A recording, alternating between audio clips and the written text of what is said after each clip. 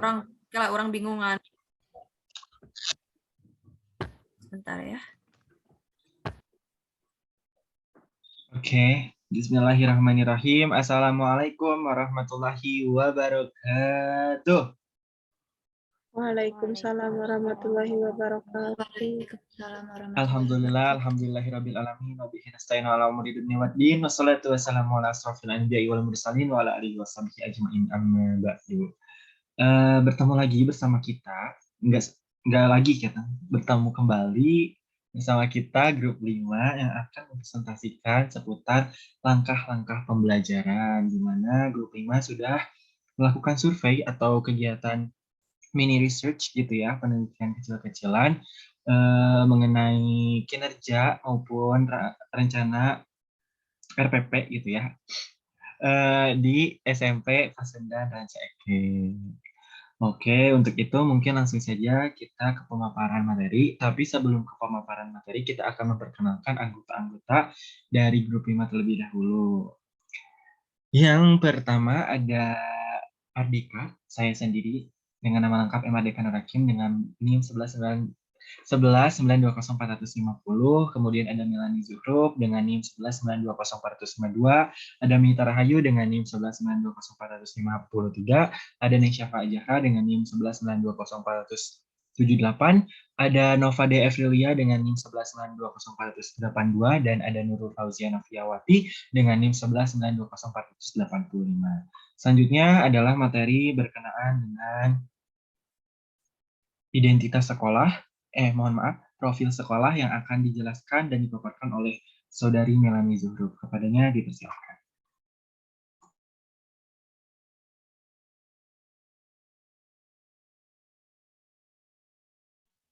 Ya, terima kasih Adeka.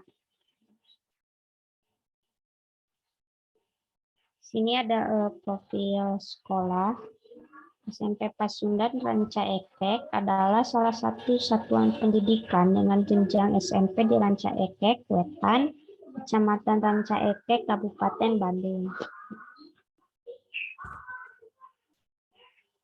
Jawa Barat. Dalam menjalankan kegiatannya, SMP Pasundan Ranca Ekek ini berada di bawah naungan Kementerian Pendidikan dan Kebudayaan.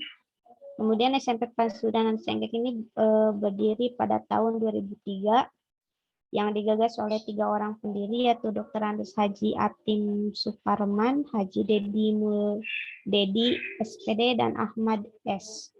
Pada mulanya SMP Pasundan Ranca Ekek ini membangun 3 kelas untuk kelas 7. Ternyata yang berminat masuk ke SMP Pasundan Ranca Ekek ini melebihi kuota yang telah ditentukan. Dikembalikan lagi kepada moderator. Oke, terima kasih kepada Saudari Melani Zuhrub yang sudah memaparkan tentang profil sekolah. Selanjutnya adalah identitas guru dan definisi yang akan dijelaskan oleh identitas guru. Alhamdulillah pada kegiatan survei kemarin kami bersama-sama grup 5 sudah melaksanakan survei kepada seorang guru bahasa Inggris yang bernama Rosyad Rosyadi SPD. Mata pelajaran yang diampu bahasa Inggris tentunya, jenjang sekolah di kelas 7. Namun beliau juga mengajar di kelas 8 dan kelas 9 karena guru bahasa Inggrisnya masih minim di SMP Pasundan ini. Kemudian kurikulum yang dipakai yaitu kurikulum 2013 dan sumber belajar yang digunakan oleh beliau yaitu buku maupun LKS. Nah, beliau ini menggunakan LKS karena rata-rata di sekolah di Ranca Ekek itu, khususnya di SD dan SMP, pasti menggunakan LKS untuk pelatihan siswanya. Oleh karena itu, menurut beliau LKS lebih efektif untuk digunakan sebagai sumber belajar karena di dalamnya sudah ada penjelasan dan juga sudah ada contoh soal maupun soal yang harus dijawab oleh masing-masing muridnya. Namun beliau juga masih menggunakan beberapa buku yang ada di perpustakaan maupun buku yang beliau punyai. Mungkin selanjutnya yaitu mengenai tentang definisi dari langkah-langkah pembelajaran. Oke, langkah-langkah pembelajaran sistematis diperlukan untuk menjelaskan suatu konsep materi kepada siswa. Guru perlu menerapkan konsep pembelajaran yang baik dalam setiap kegiatan belajar mengajar. Dengan adanya perencanaan yang sistematis, pembelajaran diharapkan akan mencapai tujuan yang dikehendaki oleh kurikulum. Kurikulum 2013 bertumpu pada aktivitas siswa di kelas. Guru tidak lagi menjelaskan semua konsep, namun membantu siswa untuk menemukan konsep. Penerapan kurikulum 2013 memerlukan kreativitas guru dalam kegiatan belajar. Guru diharapkan dapat menjadi jembatan antara pengetahuan dan siswa. Maksudnya adalah bahwa guru pada kurikulum ini dituntut untuk menjadi seorang pendamping atau pembimbing dari siswa gitu, karena siswa di sini akan lebih aktif mencari materi pembelajaran yang akan dipelajari dan dipelajari oleh dia, sedangkan guru hanya membimbing. Ibaratkan siswanya mau belok dilurusin lagi sama gurunya, seperti itu. Jadi pada kurikulum 2013 ini diharapkan guru bisa menjelaskan lebih terperinci, tapi dibungkus dengan kreativitasan sehingga tidak membosankan. Selanjutnya, yaitu definisi langkah-langkah atau metode pembelajaran menurut para ahli. Di sini ada menurut Iskandar Washid dan Sunendar. Iskandar Washid dan Sunendar menjelaskan metode pembelajaran adalah cara kerja yang sistematis untuk memudahkan pelaksanaan berbagai kegiatan pembelajaran untuk mencapai tujuan yang diinginkan. Nah, langkah-langkah pembelajaran merupakan salah satu komponen dari RPP, tematik dan secara eksplisit dijelaskan dalam Perkemendikbud RI nomor 65 tahun 2013 tentang standar proses pendidikan. Disebutkan bahwa komponen-komponen langkah-langkah pembelajaran merupakan salah satu RPP yang letaknya setelah komponen media alat dan sumber belajar dan sebelumnya komponen penilaian. Langkah-langkah pembelajaran ini dilakukan melalui 3 tahapan, yaitu tahapan pendahuluan, inti, dan penutup. Jadi dalam pembelajaran di kelas, guru harus menentukan di mana pendahuluan, yaitu kegiatan yang biasanya dimulai ketika guru awal masuk dan akan memulai pembelajaran. Kemudian kegiatan inti, yaitu kegiatan di mana guru menjelaskan materi yang akan diajarkan, dan juga kegiatan penutup, yaitu di mana guru menyelesaikan kegiatan pembelajaran pada kurun waktu belajar tersebut. Oke, langsung saja kita akan mengetahui dari jenis-jenis metode atau langkah-langkah pembelajaran yang akan dijelaskan oleh Nurul. Kepada Nurul dipersilakan.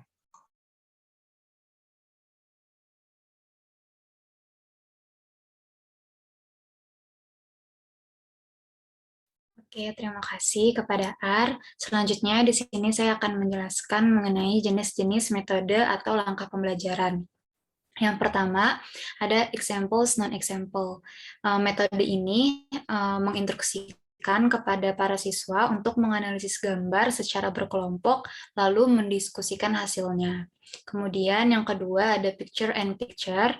Dengan metode ini, siswa akan mengurutkan gambar berseri yang disusun secara acak. Sambil mengurutkan, siswa diminta untuk memaparkan alasan pengurutannya. Mungkin di selanjutnya akan dijelaskan oleh kepada Dea, persilakan.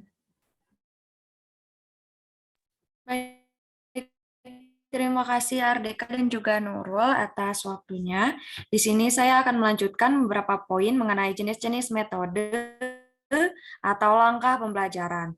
Untuk yang ketiga itu ada numbered heads together. Metode ini terdiri dari tugas untuk diberikan sebuah nomor.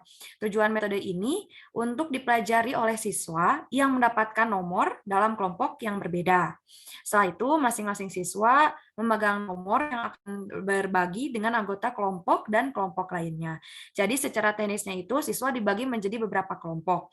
Kemudian setiap siswa dalam setiap kelompok akan mendapatkan nomor. Guru memberikan tugas dan masing-masing kelompok mengerjakannya. Kemudian kelompok mendiskusikan jawaban yang benar dan memastikan tiap anggota kelompok dapat mengerjakannya. Guru memanggil nomor siswa dan siswa yang memiliki nomor tersebut harus melaporkan hasil kerjasama mereka.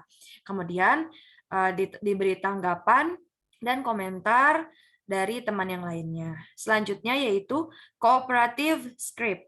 Nah, pada metode cooperative ini lebih menekankan kepada peserta didik untuk bekerja berpasangan dan bergantian untuk menjadi pembicara sekaligus pendengar. Langkah-langkahnya ketika guru membagi siswa untuk berpasangan, guru memberikan materi kepada tiap siswa untuk dibaca dan membuat ringkasan. Guru dan siswa menetapkan siapa yang pertama berperan sebagai pembicara dan siapa yang berperan sebagai pendengar. Pembicara bertugas membacakan hasil meringkasnya dengan cara menyampaikan ide pokok. Sementara itu, pendengar menyimak penjelasan dari pembicara.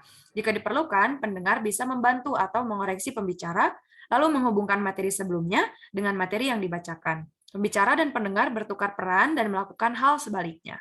Guru menyimpulkan hasil pembelajaran bersama-sama dengan siswa dan sesi belajar pun ditutup.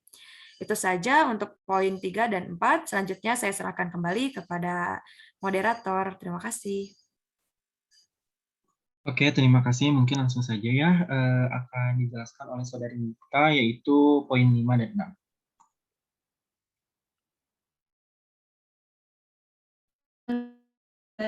Di poin kelima ada metode kepala bernomor terstruktur, yaitu di mana siswa dibagi menjadi mendapatkan nomor. Kemudian penugasan diberikan kepada setiap siswa berdasarkan nomor yang didapatkan. Contohnya siswa nomor 1 bertugas mencatat soal, siswa nomor 2 mengerjakan soal, dan siswa nomor 3 melaporkan hasil pekerjaan. Jika diperlukan, guru dapat meminta siswa untuk bekerja kelompok. Kemudian siswa disuruh keluar dari kelompoknya dan bergabung bersama beberapa siswa bernomor sama dari kelompok lain. Kemudian dalam kesempatan ini, siswa dengan tugas yang sama bisa saling membantu atau mencocokkan hasil kerja sama mereka. Lalu siswa melaporkan hasil dan tanggapan dari kelompok yang lain. Yang keenam ada metode Student Teams Achievement Division atau STAD. Metode ini mengelompokkan siswa menurut prestasi, gender, suku, dan sebagainya. Lantas kelompok siswa diminta untuk mengerjakan tugas kelompok. Kemudian evaluasi dilakukan dalam bentuk tes atau kuis. Nah, dalam tes ini kelompok tidak boleh saling membantu. Kemudian kelompok siswa dibentuk dengan jumlah 4 orang berdasarkan kategori tertentu, seperti prestasi, jenis kelamin, atau suku. Lalu guru menyajikan materi pembelajaran. Guru memberikan tugas kepada kelompok untuk tiap anggota. Anggota kelompok yang telah memahami materi harus menjelaskannya kepada anggota lain, hingga semua anggota kelompok memahaminya. Kemudian guru memberi pertanyaan kepada seluruh siswa. Pada saat menjawab kuis, siswa tidak boleh saling membantu. Lalu guru memberi evaluasi. Sekian materi dari saya kembalikan lagi kepada moderator. Terima kasih. Kemudian penjelasan yang akan dijelaskan oleh saudari Syafa seputar poin 7, 8, 9, 10. Silakan. Apakah suara saya terdengar? Terdengar. Oke. Yang ketujuh yaitu ada metode pembelajaran Jigsaw. Metode pembelajaran Jigsaw itu adalah pembelajaran di mana siswa belajar dalam kelompok yang bertanggung jawab atas penguasaan materi belajar yang ditugaskan kepadanya, lalu mengajarkan bagian tersebut pada anggota kelompoknya. Langkah-langkah metode pembelajaran Jigsaw itu yaitu yang pertama, siswa dikelompokkan ke dalam satu kelompok yang beranggotakan 4 orang. Setiap anggota dalam tim itu diminta untuk menjadi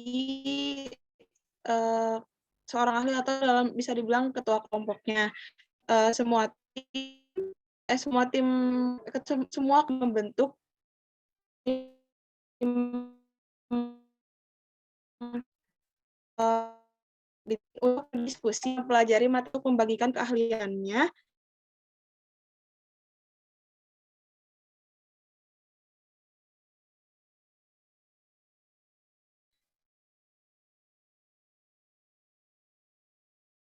Diskusi, kemudian guru memberikan evaluasi, dan yang terakhir itu penutup. Yang selanjutnya itu ada nomor 8, metode problem based introduction atau PBI. Pembelajaran artikulasi. metode pembelajaran ini itu meminta siswa untuk secara berpasangan untuk menyampaikan materi yang Maaf, diterima dari dipotong. guru dan Dari siapa? mencatatnya Mohon secara maaf. bergantian. Mohon maaf, tadi jaringan sayanya kurang stabil, jadi boleh diulang lagi dari poin 7.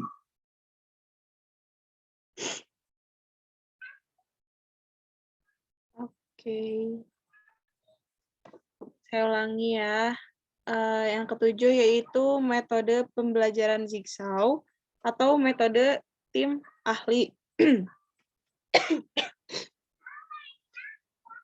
Metode pembelajaran Zigzag adalah pembelajaran di mana siswa belajar dalam kelompok, bertanggung jawab atas penguasaan materi belajar yang ditugaskan kepadanya, lalu mengajarkan bagian tersebut pada anggota kelompok tersebut.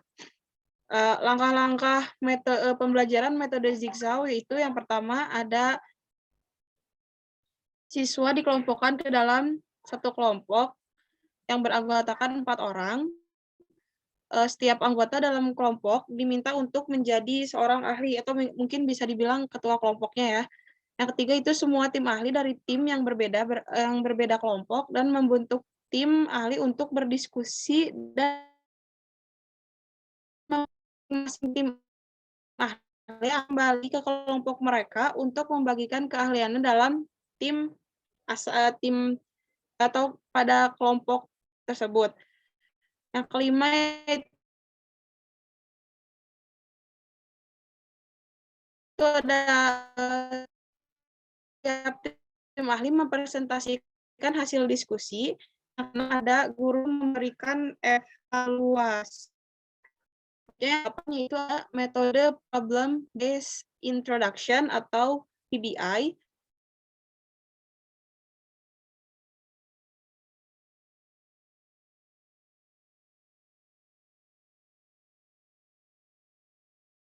Atau barang-barang yang dibutuhkan.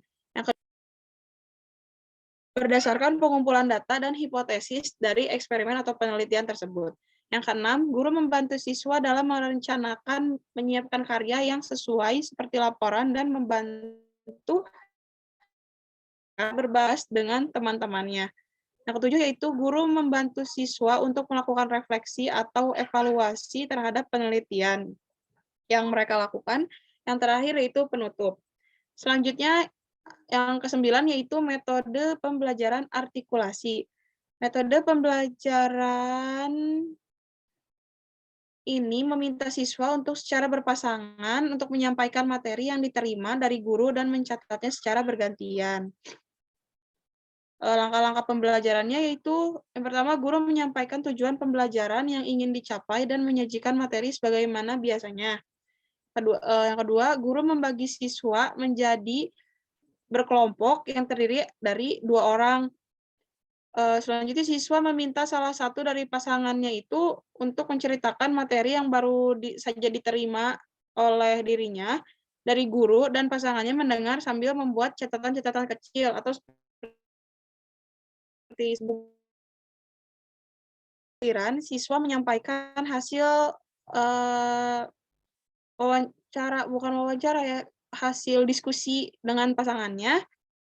Yang kelima, guru menjelaskan kembali materi yang belum dipahami oleh siswa. Yang terakhir, penutup. Nah, sekarang yang terakhir yaitu yang ke-10, metode mind mapping. Metode ini guru memberikan permasalahan kepada siswa, kemudian siswa membuat peta konsepnya dan mencari solusi atas permasalahan tersebut. Langkah-langkah metode mind mapping yaitu yang pertama, guru menyampaikan kompetensi yang ingin dicapai. Kedua, guru mengemukakan permasalahan yang akan ditanggapi oleh siswa. Yang ketiga, guru membentuk kelompok terdiri dari 2 sampai 3 orang. Yang keempat, tiap kelompok mencatat alternatif jawaban dari hasil diskusi. Yang kelima, setiap kelompok membacakan hasil diskusinya. Yang keenam, guru mencatat di papan tulis. Yang ketujuh, terakhir, berdasarkan catatan yang ada pada papan tulis, siswa untuk membuat kesimpulan atau guru memberikan perbandingan materi sesuai dengan konsep yang ada. Sekian dari saya materinya. Saya serahkan kembali kepada moderator. Terima kasih. Terima kasih Neng Syafa Jahra. Mohon maaf sebelumnya saya tidak bisa on cam karena jaringan sedang tidak stabil. Mungkin selanjutnya itu kesimpulan yang akan dijelaskan oleh Nova de Extelia. Kepadanya dipersilahkan.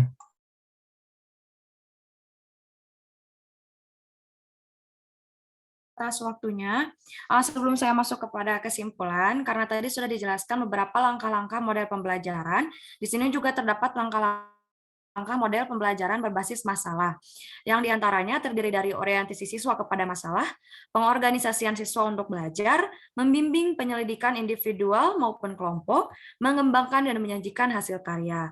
Kemudian itu berbasis masalah, selanjutnya ada langkah-langkah pembelajaran dengan metode inquiry, dengan memiliki prosedur pembelajaran yang terstruktur sesuai dengan karakteristiknya. Di antaranya ada orientasi langkah, merumuskan masalah, merumuskan hipotesis, mengumpulkan data, menguji hipotesis, serta merumuskan kesimpulan.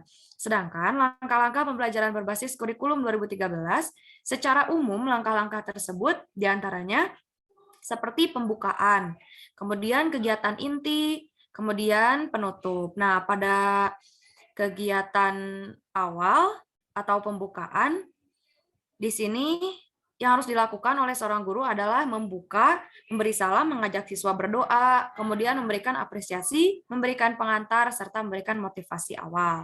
Selanjutnya, pada kegiatan inti, secara lebih rincinya terdiri dari observing atau mengamati, questioning atau menanya, kemudian experimenting, mencoba, associating, menalar, creating networking, communication implementing, atau mengkomunikasikan, serta kegiatan akhirnya penutup. Kemudian terdapat juga langkah-langkah pembelajaran secara kooperatif. Nah, dengan kooperatif ini yaitu guru merancang pembelajaran, mempertimbangkan dan menetapkan target pembelajaran yang ingin dicapai. Seperti itu. Kesimpulan dari langkah-langkah pembelajaran secara keseluruhan, langkah-langkah pembelajaran disesuaikan dengan jenjang sekolah serta mengikuti konteks kebutuhan pembelajaran yang dibutuhkan oleh siswa. Kemudian disesuaikan dengan tujuan pembelajaran yang mengarah kepada serangkaian aktivitas yang dilakukan dalam proses pembelajaran, dirumuskan dalam bentuk perilaku kompetensi spesifik, aktual, terukur dengan harapan, dimiliki sesuai dengan harapan, kemudian dikuasai siswa setelah mengikuti kegiatan pembelajaran. Itu saja untuk kesimpulan dari langkah-langkah pembelajaran. Selanjutnya saya serahkan kembali kepada moderator. Terima kasih. Terima kasih kepada Nova yang sudah menyimpulkan seputar langkah-langkah pembelajaran yang sudah dijelaskan. Mungkin secara singkat, Bapak Rosyad dalam kelasnya cenderung menggunakan langkah pembelajaran yang kooperatif, di mana beliau menargetkan apa yang ingin dicapai oleh peserta didik yang beliau ajar. Karena mungkin terkendala oleh waktu dan juga pertemuan yang singkat, maka beliau lebih mempersingkat pemahaman atau pemberian materi kepada siswanya agar siswanya tetap paham walaupun materinya disampaikan secara singkat, padat, dan jelas. Mungkin cukup sekian yang dapat dijelaskan dari kelompok 5. Kurang lebihnya kami menghaturkan permintaan maaf yang sebesar-besarnya. Apabila terdapat beberapa pertanyaan seputar langkah pembelajaran maupun seputar survei yang kami lakukan sebelumnya, boleh nanti ditanyakan saja di Google Meet yang akan datang. Kami dari kelompok 5 pamit undur diri. Wassalamualaikum warahmatullahi wabarakatuh.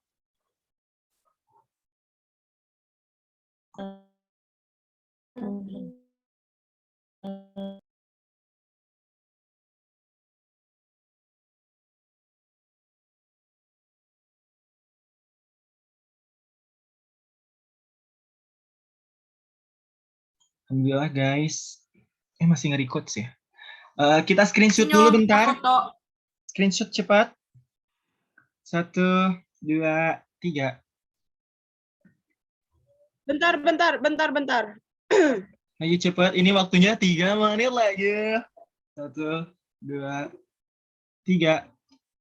Lagi. 1, 2, 3. Lagi. 1, 2, 3. Sekali lagi. 1, 2, 3. Astagfirullah. Oke, terima kasih guys.